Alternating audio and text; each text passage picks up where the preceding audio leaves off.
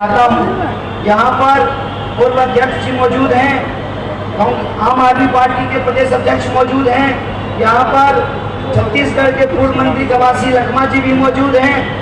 बहुत सारे लोग हैं, बहुत सारी बातें वो आपको कहेंगे। मैं बतौर प्रत्याशी आपसे दो तीन बात कहना चाहता हूँ। पहली बात ये कि आप इस चुनाव को ऐसे मत सोचिए ये बस एक एमपी को चुनने का चुनाव है। आप चुनाव को ऐसे मत सोचिए कि ये किसी को प्रधानमंत्री बनाने का चुनाव है। आप इस चुनाव के बारे में ऐसे ख्याल मत रखिए कि ये बस किसी अलायंस को हराने और किसी अलायंस को जिताने का चुनाव है। मैं आप तमाम लोगों से यह आग्रह करता हूँ, देश में जिस तरह के घटनाक्रम हो रहे हैं, जिस तरह से देश की सरकारी संस्थानों का दुरुपयोग किया जा रहा है, जिस तरह से सरकार के खिलाफ उठने वाली हर आवाज को चुप कराने की कोशिश की जा रही है, जिस तरीके से लोकतंत्र के अंदर विपक्ष की संभावना को समाप्त किया जा रहा है, जिस तरह से लोकतांत्रिक संस्थाओं का दुरुपयोग करके इस देश के ऊपर तानाशाही थोपी जा रही है। मैं कहता हूं कि ये चुनाव दो लोगों के बीच में है। एक वो जो कहते हैं कि अब की बार 400 पर आएगा तो हम संविधान बदलेंगे, और हम कहते हैं कि जब तक हमारी रगों में खून रहेगा, हमारी सांसें चलती रहेंगी, हम संविधान की रक्षा करेंगे। इस चुनाव को आप लोकतंत्र बनाम तानाशाह के रूप में देखिए। एक तरफ तमाम शक्तियां इकट्ठी हो गई हैं जो इस देश में आजादी हमको मिली, वो आजादी हमसे छीन लेना चाहते हैं।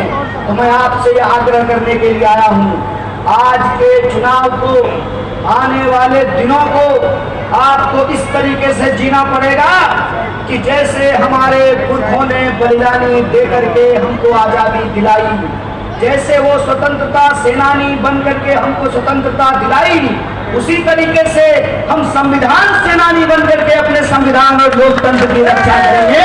यह संकल्प आप सबको लेना पड़ेगा। जो हमारा 5 न्याय है, उस न्याय के तहत नारी न्याय के माध्यम से हर गरीब परिवार की महिला को, एक महिला को हर साल 1 लाख रुपया प्रति महीना 8,500 रुपया देने का न्याय हर नौजवान को जिनके पास डिग्री है, डिप्लोमा है, उनके लिए 1 लाख तक के रोजगार की गारंटी हम युवा न्याय की करेंगे।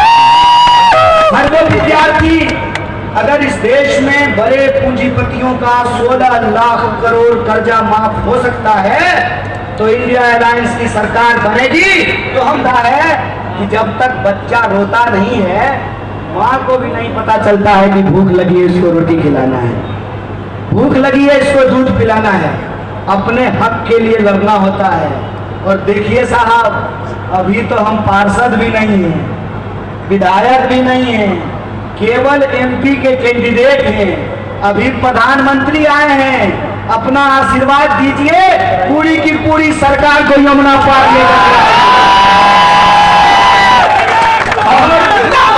और ये जीवन का संयोग है, ये जीवन का संयोग है कि मेरा नाम कन्हैया है और ये यमुना का किनारा है। हम किताब में पढ़ा करते थे, या कदम का पेड़ अगर माँ होता यमुना तीरे, मैं भी उस पर बैठ कन्हैया बनता धीरे धीरे। आप सब लोगों से ये चाहता हूँ कि जो आशीर्वाद आप लोगों ने दिया है, यह आखिरी अपील है आपसे हमारा, वो आशीर्वाद बनाए रखिए। और आने वाली 25 तारीख को आपको सिर्फ मतदाता की तरह नहीं, एमपी कैंडिडेट मान करके आपको वोट करने के लिए जाना है। बोलिए, आप एमपी कैंडिडेट बनेंगे? तो आप सब एमपी कैंडिडेट हैं।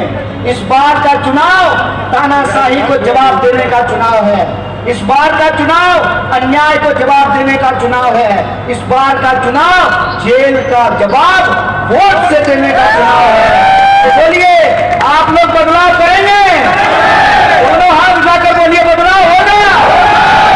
और आप लोगों ने चाह लिया तो बदलाव होगा।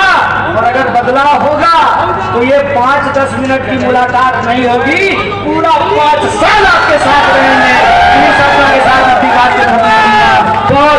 धन्यवाद, तहे दिल से आप सबका शुक्रिया।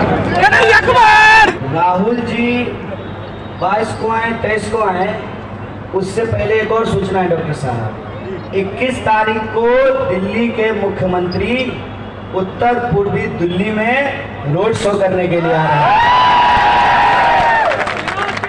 उनका नेता आया है तो हमारा नेता भी आएंगे ना।